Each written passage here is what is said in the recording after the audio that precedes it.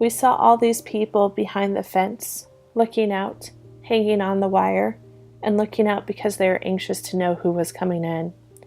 But I will never forget the shocking feeling that human beings were behind this fence like animals, and we were going to also lose our freedom and walk inside of that gate and find ourselves cooped up there. When the gates were shut, we knew that we had lost something very precious, that we were no longer free. Mary Sakamoto. At 7:48 a.m. on December 7, 1941, the United States was attacked by the Empire of Japan at Pearl Harbor in Hawaii.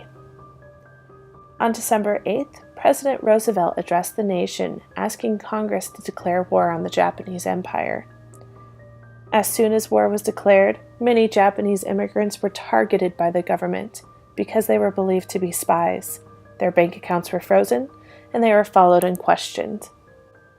Japanese Americans faced discrimination and racial prejudice from the very communities that they were born into, although many were American-born and had never visited Japan. On February 19, 1942, President Roosevelt signed Executive Order 9066, authorizing the removal of any or all people from military areas as deemed necessary or desirable. The military defined the West Coast, which was the home of many Japanese immigrants and Americans, as a military area. 120,000 Japanese people were given only a few days to decide what to do with their houses, businesses, and possessions. Many families decided to sell their belongings at a loss. Some rented their houses or businesses, while others gave possessions away to friends or non-Japanese family members. Japanese Americans took whatever they could carry and gathered at assembly halls. Each family was assigned an identification number. Many believe that this was the government's way to dehumanize them. Families were then loaded up into trucks, vans, and buses and were transported to one of 17 temporary assembly centers throughout the West. These centers were located at fairgrounds, racetracks, and similar areas. By November of 1942, families were then moved to permanent relocation centers or internment camps, where they would live for the next 4 to 5 years under constant surveillance by armed guards. Internment camps were built throughout the country.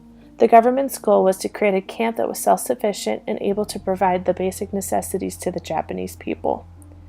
The problem was that these camps were built in arid or swamp-like environments, which made it extremely difficult for the Japanese people to farm and gather food. Temperatures were hard to adjust to for the people coming from the West Coast. They were very hot in the summer and very cold in the winter. Around 20 people lived in assigned barracks. If you had a group of at least 8 people, you were assigned a room to stay together. There is very little privacy within and outside the barracks. This took a toll on families that were accustomed to a life filled with privacy. Life in the barracks is pretty simple. Many individuals took jobs where they can earn anywhere from $12 to $19 per month, depending on their qualifications.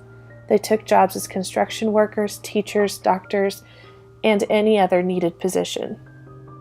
The Japanese people were not allowed to leave the camp. If they were caught trying to escape, they would be shot on the spot and killed. There were guard posts throughout the perimeter that monitored the Japanese and their behavior. As the tide of the war began to turn in the United States' favor, many Japanese were able to leave the camps and help with the war effort. They were able to farm, manufacture goods, and even attend college. By 1944, the population of the internment camps was reduced by half.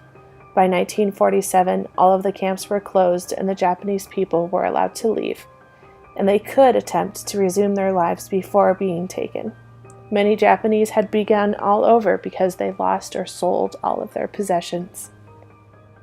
Between 1942 and 1947, more than 120,000 Japanese immigrants and Japanese Americans were held in internment camps. It was believed that the Japanese people were not loyal to the United States, although not a single Japanese American or Japanese immigrant was charged with espionage or treason throughout the war. This action is considered one of the greatest violations of civil rights in the history of the United States. These individuals were targeted based off of their race and their heritage. although many of them were natural-born United States citizens. By 1988, the United States Civil Liberties Act granted the remaining 82,000 Japanese internees a payment of $20,000 and an apology. It cannot be forgotten what the United States did based off of fear and assumptions, and we cannot let this happen again.